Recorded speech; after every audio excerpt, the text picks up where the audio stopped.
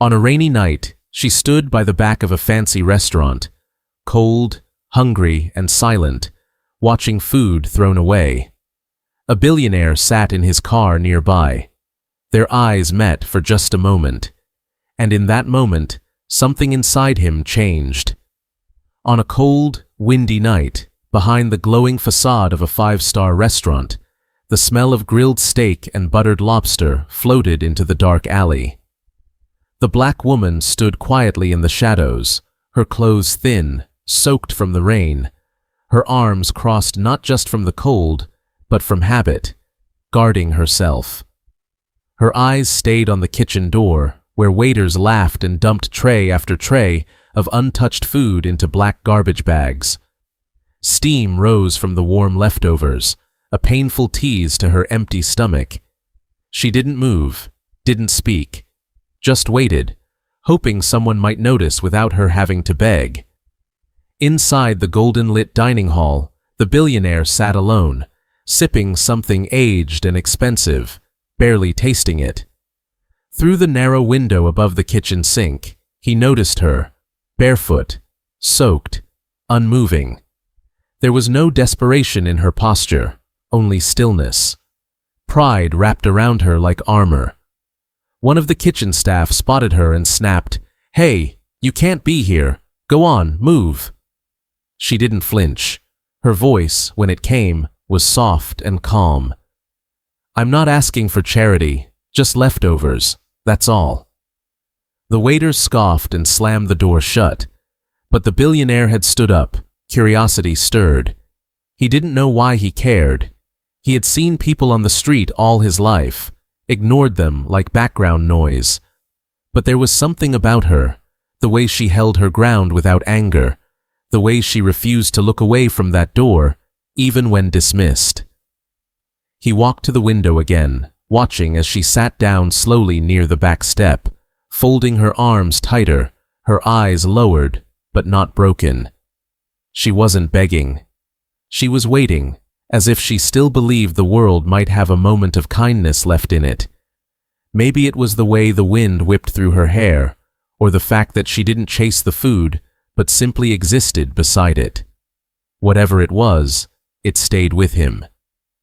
He looked down at the untouched meal before him, perfectly seared, richly plated, and for the first time in a long while, it tasted like nothing. In a world that throws away more than it shares, she wasn't asking for help. She was asking to be seen, to be acknowledged, to be treated with dignity. And somehow, that small ask weighed heavier on his heart than all the zeros in his bank account.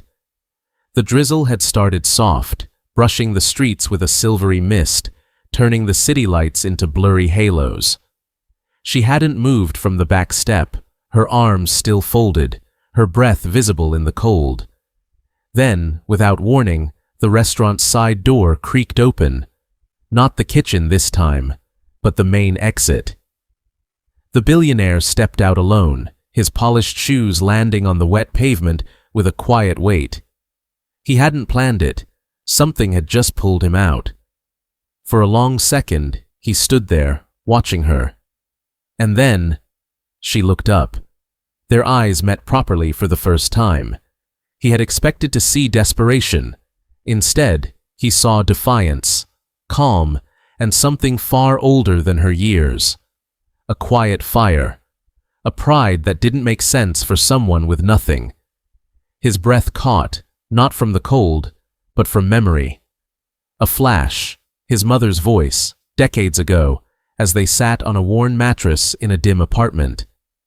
"Look people in the eye," she had told him. "Their eyes never lie. The world might, but their eyes won't." That lesson had built his empire, let him read boardrooms and betrayals. But now, standing in the rain, he felt that lesson return in a way it never had. He said nothing to her, not a word.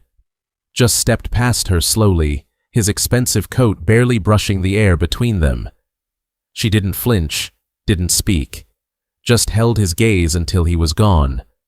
But as he reached his car, something in him resisted leaving. He opened the door, paused, then shut it again. "Wait," he said quietly to his driver. "No instructions beyond that. Just wait." From behind the dark glass, he watched her walk across the alley and settle near the side of the building, where a heating vent blew weak warmth into the night. She curled up beside it, not asking, not pleading, just surviving. Her pride wasn't noise, it was silence. It was how she didn't chase him, didn't explain herself. She wasn't a story looking for sympathy. She was a person holding herself together in a world that wanted to tear her apart. And somehow, she looked stronger than anyone he had done business with in years. The rain kept falling. She closed her eyes, resting against the vent's soft hum. And still, he sat there, watching, remembering. Because sometimes, it only takes one look to remember who you used to be. The next morning came gray and cold, with the kind of wind that slipped under jackets and through bones. She returned to the same spot behind the restaurant, her steps slow, careful, as if expecting nothing. But there, placed neatly on the back step, was a small brown paper bag, still warm, sealed with quiet care. No note, no name, just a gesture. She froze, staring at it like it might vanish. Then, after a moment, she picked it up, tucked it close to her chest, and walked away without a word. Across the street, hidden behind tinted glass and a simple hoodie, the billionaire watched. He followed her from a distance as she weaved through alleys and across quiet streets, her path familiar, rehearsed. Finally, she ducked beneath a low bridge where a cluster of worn tents lined the concrete wall. She didn't eat. Instead, she knelt beside two small children and an elderly man, all wrapped in layers of patched blankets. She handed the bag to them first, unwrapping the food with a calm gentleness, dividing it evenly without drawing attention to herself. The kids smiled, grateful, devouring the meal as she sat with them, rubbing their backs, whispering things he couldn't hear. Then she spoke, softly, firmly. "Keep your hands clean, keep your minds sharp. This isn't forever." Her voice had no self-pity, only direction. She talked to them like they mattered, like their future wasn't already written. The billionaire stayed hidden, stunned. It wasn't the act of sharing that got to him. It was the grace with which she moved, the leadership, the peace. She had nothing, yet she made herself a pillar for others. Later that evening, he returned, not in his tailored suit, but in old jeans and a worn coat. He approached her carefully, holding out a hot meal wrapped in foil. She looked up, recognizing him even through the disguise. Her eyes narrowed, not in fear, but in caution. "Not everything given is a gift," she said quietly. "Some things come with debt." He didn't flinch. "What if it's not a gift?" he said. "What if it's a thank you?" Her expression softened just slightly, the tension in her jaw easing, though her pride stayed exactly where it belonged. He didn't press her, just handed over the food and stepped back. She took it slowly, still watching him, and in that quiet exchange, something shifted. She had nothing, but gave more than he ever had. 2 weeks passed, and the back alley behind the restaurant stood quiet. The woman was gone. No one knew her name, and no one seemed to notice her absence, but the billionaire did. Each day, he found himself glancing toward that spot, half expecting to see her silhouette, still proud in the cold, but it remained empty. She had vanished. Yet, something lingered. Her voice, her eyes, the calm with which she carried the weight of others, it stayed with him like a thread tied to his chest. He couldn't let it go. Quietly, without press releases or headlines, he began building something new. A foundation, not in his name, but in her spirit. No marble buildings or gold logos, just warmth, food, beds, books.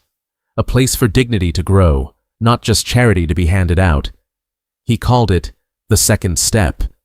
But still, he searched for her, through shelters, churches, soup lines, not as a billionaire seeking redemption, but as a man trying to repay something he couldn't quite explain. One rainy afternoon, tucked between two brick buildings, he stepped into a crowded community kitchen. The smell of soup filled the room, and laughter echoed over metal pots. And there she was, clean, focused, sleeves rolled up, handing out plates and wiping down counters. She moved with quiet command, helping a child reach a tray, hugging an older woman who looked like she hadn't been touched in years. She didn't see him at first. He watched from the corner, unsure of what to say, not wanting to disturb the rhythm she had created. But when she finally looked up and their eyes met again, there was no shock, just a slow, knowing smile, like they'd been walking toward this moment from opposite ends of the same road. He approached, nervous in a way he hadn't felt in boardrooms or billion-dollar deals. "I started something," he said simply. "I want you to help lead it, not because I'm giving anything, but because I think you already have." She studied him, quiet, strong as ever, then gave a small nod, not of acceptance, but of agreement.